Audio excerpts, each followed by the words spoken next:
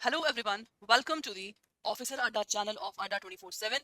सबको यहाँ पे गुड मॉर्निंग। ये जो आप लोगों का BRBL का चालीसा है, जहाँ पे मैं चारों मॉड्यूल के सारे कॉन्सेप्ट को पूरा कंपाइल करके लाई हूँ।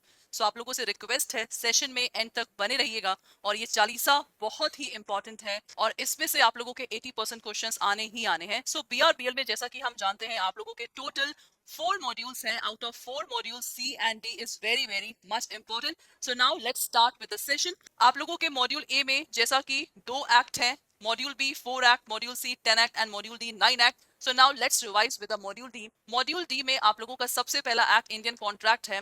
आप सब जानते हैं इंडियन कॉन्ट्रैक्ट एक्ट आप लोगों का 2 पार्ट में डिवाइड है, general principle of contract and special principle of contract. General principle of contract talk about the essential points of valid contract and special principle of contract आप लोगों का indemnity, guarantee, bailment, plays and agency है।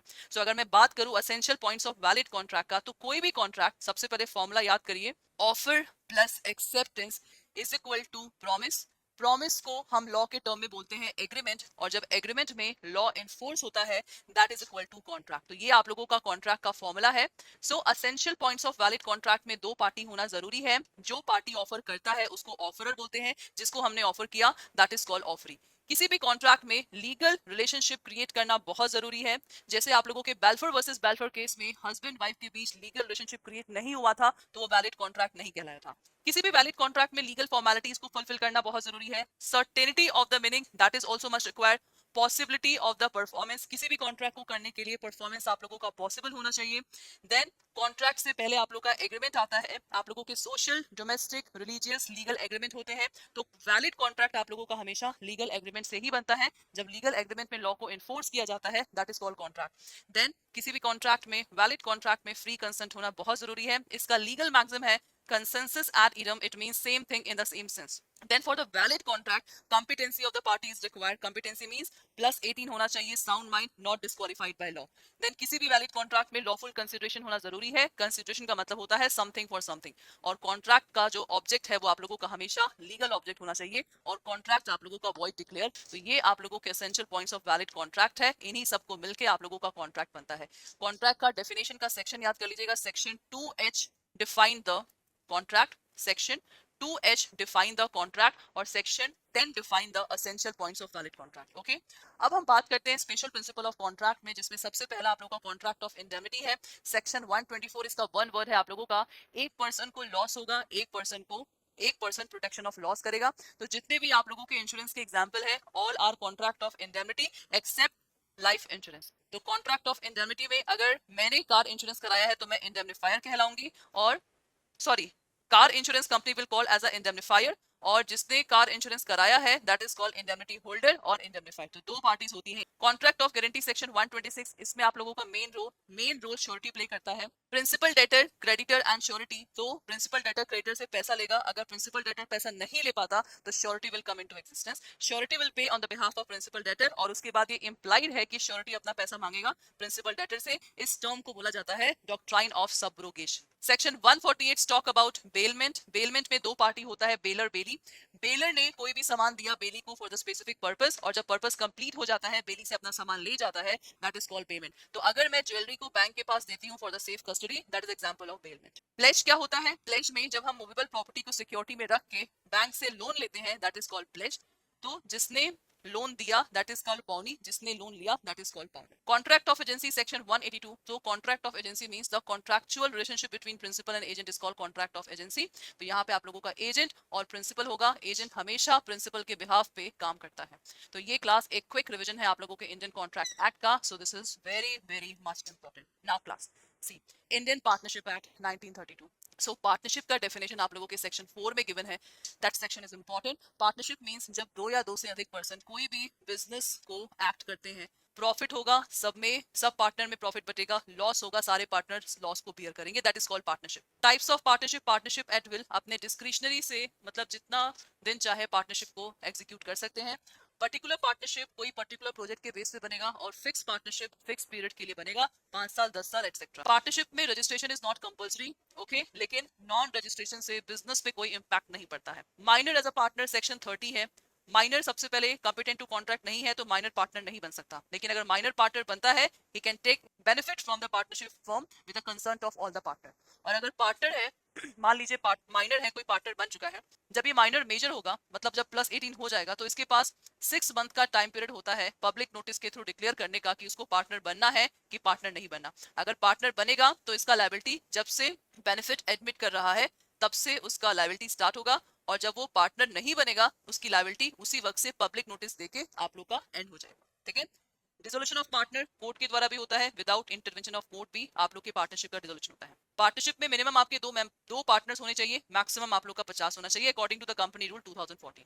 Okay, types of partner में active partner जो partnership में actively participate करता है, sleeping partner जो पार्टनरशिप में एक्टिवली पार्टिसिपेट नहीं करता है, नॉमिनल पार्टनर जो सिर्फ अपना नाम देता है, काम कुछ नहीं करेगा, पार्टनर बाय एस्टूपल मतलब कोई भी पार्टनरशिप फर्म में एम्प्लॉय जो पार्टनर नहीं है, तो अगर पार्टनरशिप फर्म के किसी पार्टनर ने उसको रिप्रेजेंट किया थर्ड पार्टी के सामने कि दैट इज पार्टनर और वो उस समय कुछ नहीं बोला, सो इन दैट केस जिस पार्टनर ने उसे डिक्लेयर किया था उस पार्टनर पे एस्टूपल अप्लाई होगा और वो एम्प्लॉय भी पार्टनर ट्रीट किया जाए। पार्टनर इन प्रॉफिट जिसको सिर्फ प्रॉफिट मिलेगा। माइनर पार्टनर रूल बता दिया, minor partner is basically not eligible for partner but for the benefit he can become a partner. तो ये आप लोगों के टाइप्स ऑफ पार्टनर है। पार्टनर बाय एस्टूपल को होल्डिंग आउट पार्टनर भी कहा जाता है।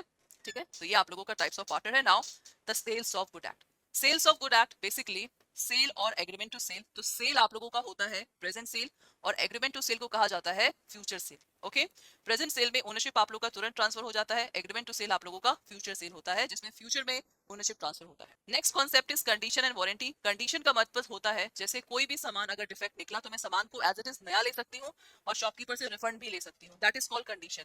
So main purpose of the contract जो बताता है कंडीशन कहलाता है। कंडीशन को हम गारंटी भी बोलते हैं। और वारंटी का मतलब होता है जब किसी भी कॉन्ट्रैक्ट में सामान का रिप्लेसमेंट होता है, that is called contract of warranty. जैसे मैंने एक मोबाइल लिया, मोबाइल में बैटरी का 6 मंथ का वारंटी था। 6 मंथ में अगर एक ही मंथ में अगर बैटरी खराब हो जाता है, इन दैट केस मेरे पास राइट है कि मैं उस मोबाइल का बैटरी चेंज करा सकती हूँ, बट मैं पूरा मोबाइल चेंज नहीं करा सकती। Okay, rights of unpaid seller, rights against goods, right against the buyer personally. तो राइट अगेंस्ट गुड्स में आप लोगों का लियन है। लियन का मतलब क्या होता है, जो सेलर है आप लोग का सामान होल्ड करके रख सकता है जब तक कि उसको पूरे पैसे ना मिले। स्टॉपेज इन ट्रांजिट, अगर सेलर सामान भेज रहा था पैसे नहीं मिले तो वो सामान को रुकवा देगा और सामान का रीसेल भी कर सकता है। राइट अगेंस्ट बायर में कॉन्ट्रैक्ट को कैंसिल कर सकते हैं, केस फाइल कर सकते हैं प्राइस के लिए, केस फाइल कर सकते हैं कंपनसेशन के लिए और केस फाइल कर सकते हैं इंटरेस्ट के लिए जितना भी लॉस हो। तो ये आप लोगों का rights of unpaid. Is that okay? Now company में कंपनी के फीचर्स, जैसे कंपनी का रजिस्ट्रेशन इंपॉर्टेंट होता है। कंपनी में डिफरेंट टाइप्स ऑफ कंपनीज होती हैं। Company according to section 2 clause 20 company act 2013 में आपका रजिस्टर होना चाहिए and registration is compulsory for the company. Types of company में holding company, subsidiary company, public company, private company, one person company, small company, different types of company होते हैं। Corporate we'll का मतलब होता है पर्दा, तो मतलब कंपनी का अलग से लीगल एग्जिस्टेंस होता है और कंपनी के मेंबर्स का अलग से लीगल एग्जिस्टेंस होता है। Memorandum of association, article of association is the important document of the company. Memorandum of association में आप लोग के 6 क्लॉजेस होते हैं जो कि हर एक कंपनी को स्टैब्लिश के समय भरना जरूरी होता है। That is name clause, capital clause, okay, name, capital, object, register, association clause etcetera. और आर्टिकल ऑफ एसोसिएशन एक ऐसा डॉक्यूमेंट होता है that's talk about the internal management of the company. Okay, now doctrines. Ultra vires का मतलब है company को कोई भी काम मेमोरेंडम ऑफ एसोसिएशन के बियॉन्ड नहीं करना है, ऑब्जेक्ट ऑफ द कंपनी के बियॉन्ड नहीं करना है, अदरवाइज वो काम वॉइड हो जाएगा। तो ultra vires means beyond the power. Constructive notice protect करता है आउटसाइडर को और इंडोर मैनेजमेंट प्रोटेक्ट करता है, सॉरी, कंस्ट्रक्टिव नोटिस प्रोटेक्ट करता है आप लोगों का कंपनी को और इंडोर मैनेजमेंट प्रोटेक्ट करता है आप लोगों के आउटसाइडर को। ठीक है, तो कंपनी जैसे अगर कंपनी ने आउटसाइडर को मेमोरेंडम और आर्टिकल पढ़ने को दे दिया, उसने कुछ पॉइंट्स नहीं पढ़े हैं, तो कंपनी इज नॉट लायबल। और इंडोर मैनेजमेंट में अगर कंपनी ने कुछ भी चेंज किया, उस चेंज के बारे में हमने आउटसाइडर को नहीं बताया, for that thing company is liable, outsider is not liable. Prospectus क्या है? Brochure of the company that's talk about basically the financial system of a particular company. Directors अगर बात करें, प्राइवेट कंपनी में मिनिमम 2 मैक्सिमम 15, पब्लिक में minimum 3 maximum 15, one person company में minimum 1 maximum 15 आप लोग के डायरेक्टर्स। और मेंबर्स कंपनी में राइट्स होते हैं, स्टेचुटरी राइट जो कि आप लोगों का एक्ट के द्वारा है, डॉक्यूमेंट्री राइट जो एमओए एओए में लिखा है, और लीगल राइट जो कि आप लोग के जनरल राइट होते हैं। और कंपनी का वाइंड अप ट्राइब्यूनल के द्वारा भी होता है और वॉलंटरी वाइंड अप भी होता है। This is the feature of company, that is important. Okay, next RTI. RTI में we can ask the information from the public information officer appointed by the public authority. Information जो पूछना है हमेशा writing में पूछेंगे, 10 रुपए लगते हैं मात्र। अगर कोई भी हमने इन्फॉर्मेशन जानना चाहा 30 दिन के अंदर रिप्लाई आ जाना चाहिए, और 48 आवर्स लगते हैं अगर हमने इन्फॉर्मेशन किसी के लाइफ और लिबर्टी के अकॉर्डिंग पूछा तो 48 आवर्स में रिप्लाई आप लोगों का आना चाहिए। आरटीआई में सबसे पहला appeal, suppose if Saurabh sir is not satisfied with the decision of any department और 30 दिन के अंदर रिप्लाई भी आया बट नॉट सेटिस्फाइड, तो सबसे पहला appeal senior officer of CPI, ठीक है, और उसके बाद सेकेंड अपील 90 डेज के अंतर्गत सीआईसी के पास करना है, और जो मैटर है सीआईसी को 30 दिन के अंदर कंप्लीट करना है up to 15 days, that is important. और पेनल्टी में आरटीआई में 250 per day, maximum up to 25,000। A short and a quick revision of RTI act. Okay, next, transfer of property में सिंपल मोर्गेज 58B, सबसे पहले mortgage का definition 58A clause में है, conditional 58C, use of luxury 58D, English mortgage 58E, equitable 58F and anomalous that is 58। Sections भी याद करने हैं। सिंपल मोर्गेज में आपके प्रॉपर्टी का डिलीवरी नहीं होता है, कोर्ट का इंटरवेंशन। कंडीशनल में मोर्गेज डीड ऑटोमेटिकली कन्वर्ट हो जाएगा सेल डीड में अगर मोर्गेजर पैसा नहीं दे पाया। यूज ऑफ लग्जरी में mortgagee can use and take the rent till the full price is not paid. English mortgage में सर्टेन डेट डिसाइड है और आपका जो पोजीशन है वो एब्सोल्युटली ट्रांसफर होता है। इक्विटेबल मोर्गेज में we have to deposit on the title deed, और कुछ आप लोगों के मेट्रोपॉलिटन सिटीज है जहां पे ये मोर्गेज आप लोगों का होता है। Anomalous that is different types of mortgage. तो ये आप लोगों के टाइप्स ऑफ मोर्गेज है और आप लोगों को सेक्शन भी यहाँ पे याद करना। आईटी एक्ट में जो रेफरेंस लिया है इंडिया ने वो आप लोगों के United nation commission on international trade law से लिया है। इसके हेल्प से जब ये एक्ट आया आईटी एक्ट इंडिया में तो 4 एक्ट हमारे चेंज, कुछ कुछ प्रोविजन उनके चेंज हुए, that is IPC, Indian evidence, banker book evidence act and the reserve bank of India act. Investigation, अगर कोई भी मैटर आप लोग के आईटी एक्ट के अंतर्गत होता है तो police officer not below the rank of inspector of police will investigate the matter. Public key create the sign, public private key create the signature, public key verify the signature. उसके बाद act provide for the appointment of officer not below the rank of director to the government of India and equivalent officer जो कि यहाँ के matter को solve करेंगे। और ये जो एपेलेंट अथॉरिटी है, एपेलेंट अथॉरिटी को सबसे पहले विद इन 45 डेज आपको क्या करना है, अपील करना है। ये थोड़ा हटके है जहाँ पे 45 डेज गिवन है। और जो आप लोग का एपेलेंट ट्राइब्यूनल है उसका नाम क्या है, the telecom dispute settlement system act. तो एपेलेंट ट्राइब्यूनल को 6 मंथ के अंतर्गत matter, is that okay. Next, LLP, LLP is basically a body corporate। LLP का बेसिक फीचर क्या है, it is the combination of partnership and the company act. LLP का भी perpetual succession होता है, सेपरेट लीगल एंटिटी है, mutual agency.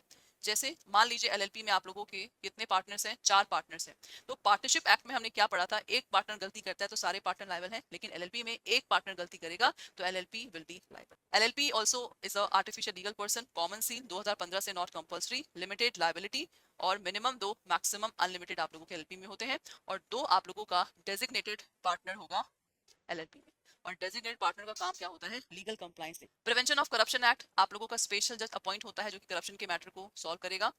Appointment central government या state government करता है। देन जो हमारे क्रिमिनल केसेस में लोअर कोर्ट, सेशन कोर्ट के जजेस को यहाँ पे बुला सॉल्व करेंगे, इनको यहाँ पे स्पेशल जज बोला जाता है।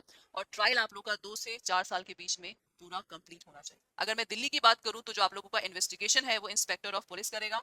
मेट्रोपॉलिटन एरियाज में पहले इसका नाम देखिए, मुंबई, कोलकाता, मद्रास, अहमदाबाद, एसीपी आप लोगों का करेगा इन्वेस्टिगेशन। और इन दोनों के अलावा एल्सवेयर में डीएसपी आप लोगों का मैटर को इन्वेस्टिगेट करेगा। और बैंक में अगर मैटर जाता है तो police officer not below the rank of SP will examine the matter. और हाई कोर्ट में हम क्या कर सकते हैं, अगर हमें अपील और रिवीजन के लिए अप्लाई करना है तो हम हाई कोर्ट में अप्लाई कर सकते हैं। और प्रिवेंशन ऑफ करप्शन एक्ट में मिनिमम पनिशमेंट 3 साल है, maximum up to 7, that is okay. Now module C, Lok Adalat का बेसिक काम क्या होता है, मैटर को कॉम्प्रोमाइज और सेटलमेंट करना। जुडिक्शन की बात करें तो कोई भी केस आप लोग अगर कोर्ट में पेंडिंग है वो आ सकता है लोक अदालत में। अगर कोई एक पार्टी एप्लीकेशन फाइल करता है कोर्ट में तो भी मैटर आ सकता है लोक अदालत में। और अगर अथॉरिटी या कमिटी को लगता है, जैसे आप लोग का supreme court legal service committee, high court legal service committee, taluk legal service committee, अगर कमिटी को लगता है तो वो भी क्या कर सकते हैं, लोक अदालत में मैटर को सॉल्व। लोक अदालत में up to 20 lakh the matter can be solve. जो भी जस्टिस आएगा that is binding on all the party, और कोई अपील नहीं होगा लोक अदालत के डिसीजन। एंड जो लोक अदालत का पावर है it is just like the civil court, that's it. Bankers book evidence act 1891, bank को क्या एविडेंस प्रूफ करना है कोर्ट के सामने, तो याद रखिएगा ओरिजिनल कॉपी कभी भी बैंक नहीं पेश करेगा, सर्टिफाइड कॉपी हमेशा बैंक प्रेजेंट करेगा एज एविडेंस के रूप में। और सर्टिफाइड कॉपी को prima facie evidence, prima facie का मतलब होता है on the face of it is right. अगर किसी भी केस में बैंक पार्टी नहीं है तो हम किसी भी ऑफिसर को कंपेल नहीं कर सकते to produce any bank. Inspection की बात रही तो अगर कोर्ट बैंक को समन भेजता है, नहीं भेजता है, तो 3 क्लियर डेज में they have to be serve the summon. तो 3 क्लियर डेज मतलब 3 वर्किंग डेज आप लोगों का माना जाता है। उसके बाद कंज्यूमर प्रोटेक्शन एक्ट में बहुत इंपॉर्टेंट टर्म है आप लोगों का, अगर मैं जुडिडिक्शन की बात करूं तो 2019 में डिस्ट्रिक्ट कमीशन में अप टू 1 करोड़ तक के मामले जाते थे, स्टेट कमीशन में 1 से 10 करोड़ के, नेशनल में अबाउट 10 करोड़। 2021 में up to 50 lakh, state commission में 50 लाख से 2 करोड़ और नेशनल कमीशन में अबाउट जाते हैं। आप लोगों को दोनों जुडिडिक्शन याद कर। सुषमा मैम अगर केस फाइल करती हैं डायरेक्टली डिस्ट्रिक्ट कमीशन में तो इनके पास 2 साल का लिमिटेशन होता है, ठीक है, 2 ईयर का। सुषमा मैम को डायरेक्टली अगर स्टेट कमीशन में केस फाइल करना है तो अगेन 2 साल का लिमिटेशन है इनके पास, और मैम को अगर डायरेक्टली नेशनल कमीशन में केस फाइल करना है तो 2 साल का लिमिटेशन मैम के पास। डायरेक्ट का मतलब होता है, मान लीजिए कोई भी मैटर 1 करोड़ का है, कोई भी मैटर मान लीजिए 5 करोड़ का है, तो 5 करोड़ का मैटर है, मतलब डायरेक्टली हम लोग कहाँ पे केस फाइल कर सकते हैं, नेशनल कमीशन में केस फाइल कर सकते हैं, ठीक है। तो आप लोगों को ये दोनों चीजें यहाँ पे, ठीक है, district to state commission within 45 days limitation, state commission to national 30 days, national to supreme court 30 days, और 50% हमें जो भी अपील करेगा 50% उसको डिपॉजिट करना है अपरेंट अथॉरिटी के पास। That's it. Okay? Now, MSME. MSME में अगर मैं पनिशमेंट की बात करूं तो मिनिमम आप लोग का 1000 पनिशमेंट है up to the 10,000। Okay, MSME में आप लोगों का नेशनल बोर्ड भी होता है और एडवाइजरी कमेटी भी होती है जिसका बेसिक काम होता है इस एरिया में डेवलपमेंट करना। ओके, देन MSME में फैसिलिटेशन काउंसिल जो कि मैटर को, डिस्प्यूट को सॉल्व करेगा, तो इसमें सबसे पहले मैटर को कंसिलिएशन के पास रेफर किया जाएगा, तो 90 दिन के अंदर कंसिलिएशन को, मैटर को सॉल्व करना है। अगर सॉल्व नहीं हुआ तो हम आर्बिट्रेशन के पास भेजेंगे जिनको 90 दिन के अंदर मैटर को सॉल्व करना है। तभी नहीं हुआ we can apply to the court, but 75% paid by the appellant, और अपिलांट सप्लायर नहीं हो सकता। माइक्रो इन्वेस्टमेंट 1 और टर्नओवर 5, स्मॉल में इन्वेस्टमेंट 10, टर्नओवर 50, मीडियम में 50 करोड़ इन्वेस्टमेंट, आप टर्नओवर तीनों में आप लोग 5 का इंटू कर दीजिए, आप लोगों का इन्वेस्टमेंट यहाँ पे। जस्ट एक क्विक रिवीजन है क्लास, और कुछ भी नहीं है, it's just a quick revision so that you can easily understand that क्या क्या आप लोगों के एग्जाम में आएगा। उसके बाद आईबीसी में 4 पिलर्स है, 4 पिलर्स बोले तो 4 organ, insolvency bankruptcy board of India, then professional agencies, information utilities and adjudicating authority. अगर corporate insolvency resolution process start हुआ है तो 180 डेज में फिनिश होना है, 90 डेज एक्स्ट्रा भी मिल सकते हैं, 90 डेज जब 66% वोटिंग कमेटी ऑफ क्रेडिटर का होगा। फास्ट ट्रैक सीआईआरपी फिनिश होगा 90 डे में और 45 डेज एक्स्ट्रा मिलेंगे। याद रखिएगा, इंडिविजुअल और पार्टनरशिप फर्म के मैटर डीआरटी में जाएंगे और कॉर्पोरेट और एलएलपी के मैटर आप लोगों के एनसीएलटी में जाएंगे। दैट्स इट, ठीक है। डीआरटी टू डीआरएटी 30 दिन के अंदर प्लस 15 दिन extra, NCLT to NCLT same 30 दिन 15 दिन एक्स्ट्रा, और डीआरटी से सुप्रीम कोर्ट जा सकते हैं विद इन 45 डेज 15 दिन एक्स्ट्रा, और एनसीएलटी से सुप्रीम कोर्ट जा सकते हैं विद इन 45 डेज प्लस 15 दिन एक्स्ट्रा मिलेगा। देखिए दैट इज इंपॉर्टेंट, ठीक है, दिस इज इंपॉर्टेंट। उसके बाद आप लोगों का इंटीग्रेटेड ओम्बड्समैन स्कीम, ये जो स्कीम आप लोगों का बना है ओम्बड्समैन, इन 3 आप लोगों के ओम्बड्समैन को रिप्लेस करके हमारा ये एक्ट आप लोगों का बना है। कंपनसेशन अप टू 20 लाख और मेंटल एगनी का 1 लाख तक ओम्बड्समैन दे सकता है। अगर अपील की बात करें, सपोज रेगुलेटेड एंटिटी में मैटर सॉल्व नहीं हुआ तो हमारे पास 1 साल का लिमिटेशन होता है, we can file the case to the ombudsman, और अगर रिप्लाई नहीं आता तो हमारे पास 1 साल प्लस 30 दिन का लिमिटेशन होता है अपील केस फाइल करने का ओम्बड्समैन के पास, ठीक है। और आप लोगों के इसमें एपेलेंट ट्राइब्यूनल कौन होता है, एग्जीक्यूटिव डायरेक्टर होता है। That's it. लिमिटेशन एक्ट में आप देख सकते हैं यहाँ पे आप लोग का लिमिटेशन है जो बेसिकली 7 साल का हर में लिमिटेशन होता है, लेकिन अगर मैं बात तो का लिमिटेशन, ठीक है, और फोरक्लोजर का 30 साल का लिमिटेशन। सेम क्लास अगर मैं बात करूँ, लोअर कोर्ट से अदर कोर्ट में जाने के लिए 30 दिन का अपील डेज, लोअर कोर्ट से हाई कोर्ट 90 दिन, ठीक है, और डिग्री का एग्जीक्यूशन करने में 12 साल का लिमिटेशन होता है। तो लिमिटेशन मैंने आप लोग अलग से पढ़ा भी रखा है, यू कैन सी। अब देखिए डीआरटी एंड डीआरएटी, जब डीआरटी एक्ट बना 1993 में तो आप लोगों का एक केस आया जिसने बोला कि भाई DRT act is not valid, तो दिल्ली हाई कोर्ट ने बोला this act is not valid, but ये मैटर जब सुप्रीम कोर्ट ने बुक किया तो सुप्रीम कोर्ट ने बोला दिस इज कॉन्स्टिट्यूशनली वैलिड। हमारे इंडिया में 39 डीआरटी है और 5 डीआरएटी है। डीआरटी की बात करूं तो आप लोगों का सेंट्रल गवर्नमेंट अपॉइंट करता है प्रिसाइडिंग ऑफिसर को। प्रिसाइडिंग ऑफिसर का क्वालिफिकेशन डिस्ट्रिक्ट जज से कम नहीं होना चाहिए, 5 साल का टेन्योर एंड 65 पीरियड, 3 मंथ का नोटिस पीरियड देना पड़ेगा सेंट्रल गवर्नमेंट को अगर इसको रिजाइन करना है, ठीक है। डीआरएटी सेंट्रल गवर्नमेंट अपॉइंट चेयरपर्सन इन डीआरएटी, चेयरपर्सन का क्वालिफिकेशन क्या होता है, या तो वो हाई कोर्ट का जज हो, या तो वो 3 साल इंडियन लीगल सर्विस को दिया हो, या तो वो प्रिसाइडिंग ऑफिसर हो 3 साल का, टेन्योर 5 साल 70 साल, और 3 मंथ का रिटर्न नोटिस रेजिग्नेशन का to the central government. Presiding officer ही इशू करता है रिकवरी सर्टिफिकेट, और रिकवरी सर्टिफिकेट में अगर कुछ भी करेक्शन करना है तो प्रिसाइडिंग ऑफिसर ही करेगा। अगर आप डीआरटी के ऑर्डर को रिव्यू करना चाहते हैं, रिकवरी सर्टिफिकेट को रिव्यू करना चाहते हैं, तो with in 60 days you can file the review application. DRT से डीआरएटी 30 दिन के अंदर वी कैन गो, और 6 मंथ में डीआरटी को, ठीक है। और बैंक या financial institution 3 they can file the case to the. एक क्विक रिवीजन भाई, चुटकी में सारा चीज आप लोग का फिनिश। सरफेसी एक्ट में क्लास आप लोग का मारिया केमिकल केस था जिसमें बताया गया कि SARFAESI act is also constitutionally valid. इसका पनिशमेंट 1 साल fine and both. Metropolitan magistrate और judicial magistrate of first class क्या करेंगे, कंप्लेंट अगर सेंट्रल रजिस्ट्रार के द्वारा है और रिजर्व बैंक के द्वारा है, they can handle the matter, ठीक है। पनिशमेंट में not exceeding 1 crore if the amount is not quantifiable and twice the amount where amount is quantifiable. और अगर फिर भी कंटिन्यू करता है तो 1 लाख रुपए पर डे देना पड़ेगा. एजुडिकेटिंग अथॉरिटी 30 दिन के अंदर we can file the case to the appellant authority. और एपेलेंट अथॉरिटी कौन होता है? Central board of reserve bank. Act applicable किस पे नहीं होगा? Lien, pledge, vessel, conditional sale, hire purchase, lease, unpaid seller, properties not liable for attachment. क्योंकि इन सब में क्या होता है, इनका स्पेशल एक्ट होता है. Amount is less than 1 lakh, less than 20% of the amount of principal amount and interest और एग्रीकल्चर लैंड. तो इन सब चीजों पे सरफेसी एक्ट आप लोग एप्लीकेबल नहीं होता है. ठीक है. Now module B. Module B में आप लोगों का फीमा एक्ट है. RBI power under FEMA act to appoint the authorised person to inspect the authorised person. ठीक है. फीमा में अगर आपने इसके रूल्स को वॉलेट किया, so right to arrest and detention. If you not follow the guidelines of RBI, thrice the sum you have to pay the money if it is quantifiable and 2 lakh if the amount is not quantifiable. अगर आपने continue किया तो 5,000 rupees for every. और इसमें criminal complaint अगर किया है तो police officer not below the rank of assistant director will solve the matter. ठीक है. और इसमें भी आप लोगों का dissolve the dispute solve by adjudicating authority, special director we can appeal.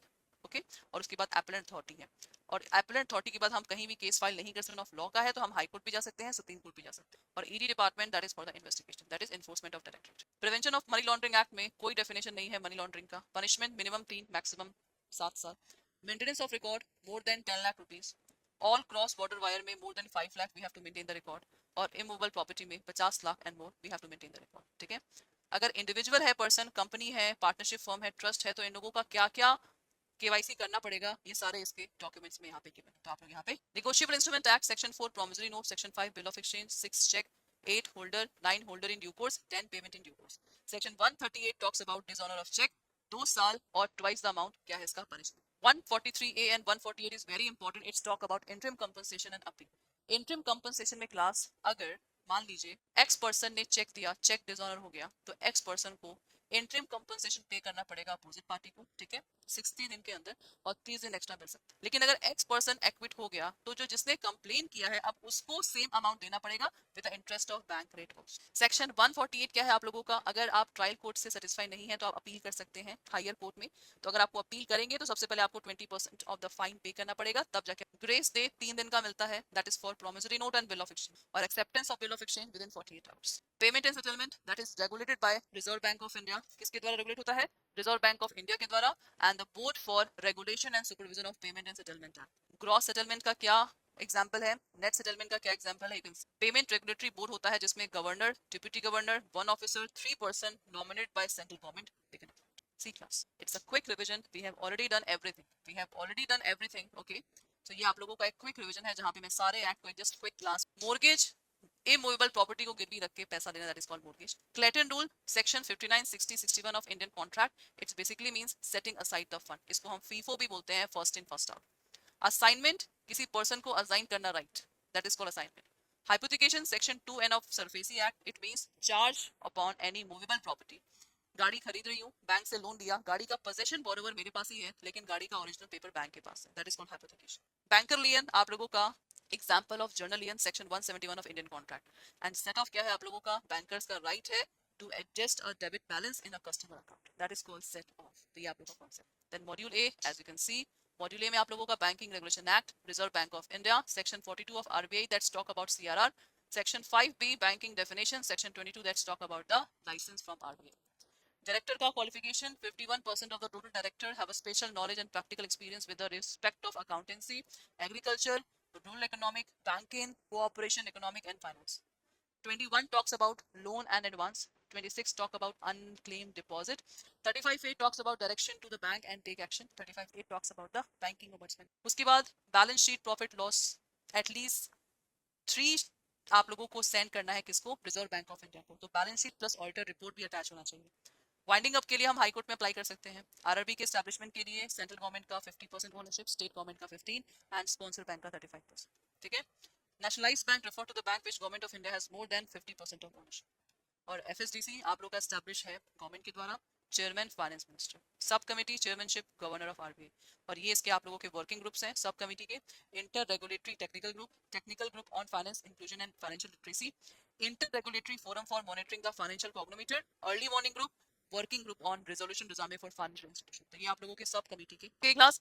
So that's all for today's. एक क्विक एंड शॉर्ट रिवीजन था. आई होप सो आप लोगों को सारे टर्म्स यहाँ पे मालूम चल गए होंगे. So all the best guys, अपने ऊपर विश्वास रखिएगा और जितना आप लोगों ने पढ़ा है कॉन्फिडेंस रखिए, you will absolutely crack this exam with a full and a very good marks. Thank you so much.